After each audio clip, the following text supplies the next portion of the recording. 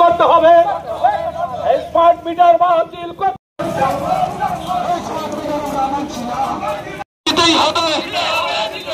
Smart meter আমরা বলছি না, স্মার্ট মিটারের বিরুদ্ধে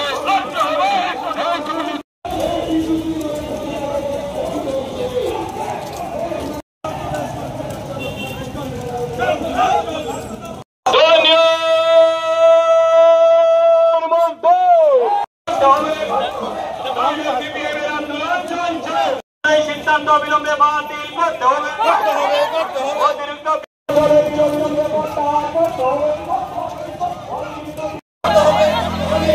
নামে বর্ধিত বিদ্যুৎ মাশুল অবিলম্বে স্মার্ট মিটারের নামে জনগণের টাকা লুটপাট কারসাজি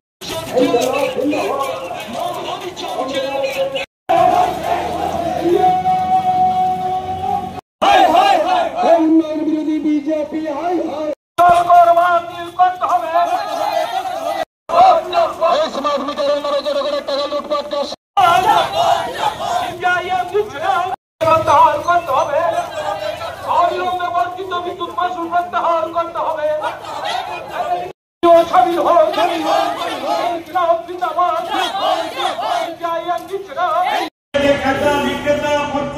আমাদের কথা শুনছেন, আমি খুব দীর্ঘ আলোচনায় যাব না, খুব সংক্ষেপে দু একটা কথা বলেই আমার কথা বলা শেষ করবো। আজকে তাদের আর্থিক রোজগারের ব্যবস্থা করছেন, কিন্তু কলেজ মানিক দে তিনি বিস্তৃত আলোচনা করবেন। আপনারা জানেন যে ত্রিপুরা রাজ্য বামফ্রন্ট যখন ক্ষমতায় ছিল এক সময় বিদ্যুৎ হতো, একটা সময় চৌধুরী, মহকুমার সম্পাদক কমলেশ রঞ্জন রায় সহ আজকের এই সমাবেশে উপস্থিত সংগ্রামী বন্ধুগণ, একটা ক্ষেত্র যেটাকে বাদ দিয়ে সভ্যতার বিকাশ সম্ভব না। মানুষের দৈনন্দিন জীবনযাত্রার সঙ্গে এটা যুক্ত হয়ে গেছে। যেদিকে যান আপনি, বিদ্যুৎ ছাড়া স্বাভাবিক জীবনযাত্রা স্তব্ধ হয়ে যায়। মূল প্রশ্নটা যেটা, আমরা রাস্তায় কেন নামলাম? মূল্যবৃদ্ধি যেমন একটা ইস্যু, তার চেয়ে বড় সমস্যা যেটা, এই ক্ষেত্রটা রাখবে না। বিদ্যুৎ ক্ষেত্রটা সম্পূর্ণ বেসরকারীকরণ করার জন্য খুব সুকৌশলে তারা একটার পর একটা পদক্ষেপ নিতে শুরু করেছে। তো এই পদক্ষেপটা কি? বিদ্যুতের তিনটা ক্ষেত্র আছে। প্রথম হলো উৎপাদন, আগে তো বিদ্যুৎ তৈরি করতে হবে। দ্বিতীয় হলো পরিবাহী, উচ্চ পরিবাহী লাইন, যেটা দিয়ে এক প্রান্ত থেকে আরেক প্রান্ত বিদ্যুৎ নিয়ে যায়। তৃতীয় হলো বন্টন, বাড়ি ঘর বা দোকানপাট যেখানে হোক এটাকে বলে বন্টন। এই তিনটা ক্ষেত্র সালটা 2003, তার আগে আমি একটু সংক্ষেপে বলছি, এত সময় আপনারা আমাকে দেবেন না, আমার পক্ষে সম্ভব না। ভারত স্বাধীন হওয়ার পর 1948 সাল প্রথম ভারতবর্ষে একটা বিদ্যুৎ আইন পাস হয়। সেই আইনের পরিষ্কার বলা আছে এটা সরকারি ক্ষেত্র হবে এবং এটা জনপরিষেবার একটা প্রধান হিসাবে স্বয়ংসম্পূর্ণতা অর্জন করতে হবে। এই 1948 সালে বিলের আইনের মূল লক্ষ্য এটা ছিল। নিজস্ব বিদ্যুৎ নেই, ত্রিপুরা নিজস্ব বিদ্যুৎ এই কারণে দরকার। যদি সেন্ট্রাল এজেন্সি গুলো কাউকে বললে আমি দেবো না, তখন কি দাঁড়াবে? সকল অন্ধকারে থাকবে। নিজস্ব বিদ্যুৎ ব্যবস্থাটাকে শেষ করে দিবে। এবং এই বিদ্যুৎ সস্তায়, আমি দায়িত্ব নিয়ে বলছি, এই যে ব্রহ্মপুর থেকে যে বিদ্যুৎটা পেতাম, এটা খরচ কত জানেন? মাত্র 62 পয়সা প্রতি ইউনিট। জল দিয়ে হয়। বর্মরা থেকে যে বিদ্যুৎ আমরা উৎপাদন করতাম, এটা 2 টাকার থেকে একটু কম, রুপিয়া 2 টাকা থেকে একটু কম। আর প্রাইভেট থেকে যেটা কিনে আনি 3.5 টাকা 4 টাকা করে কিনে আনতো।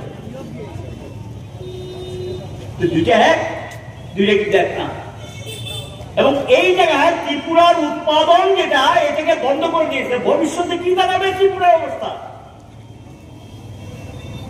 শুধু এখানে তাদেরকে প্রশ্ন করছি, আপনারা আপনাদের অদক্ষতার কারণে, পরিচালনগত ত্রুটির কারণে ট্রান্সমিশন ডিস্ট্রিবিউশন লস হচ্ছে, তার দায়ভার দিয়ে গ্রাহকদের উপর ছেড়ে দিচ্ছে। কেন এই ত্রুটিটা মুক্ত করা যায় না?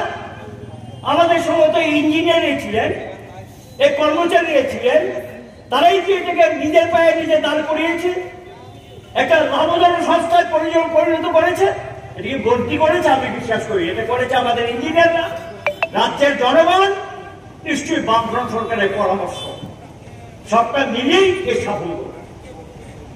তাহলে এখন কারণটা কি? কারণ হলো 50% উপর ইঞ্জিনিয়ার কর্মচারী রিটায়ারমেন্টে যাওয়ার পর একটা লোক নিয়োগ করে সব আউটসোর্স আউটসোর্স আউটসোর্স আউটসোর্স।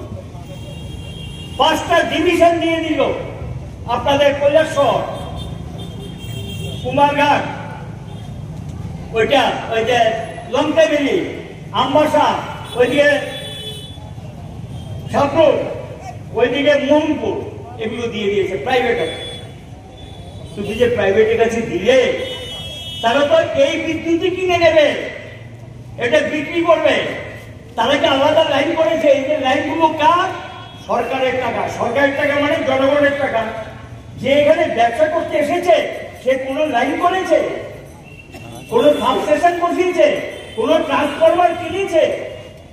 এটা সরকারি সম্পত্তিটা সরকারের, প্রাইভেট পার্টি এসে, প্রাইভেট প্লেয়ার এসে ঢুকে ব্যবসা করে যায়। এটা কি? এটা ইংরেজিতে তার নাম দিচ্ছে ফ্র্যাঞ্চাইজি, বাংলা এটাকে বলে সহায়তা। এটা কি সহায়তা? এই ফ্র্যাঞ্চাইজির নামে বেসরকারি ডিভিশন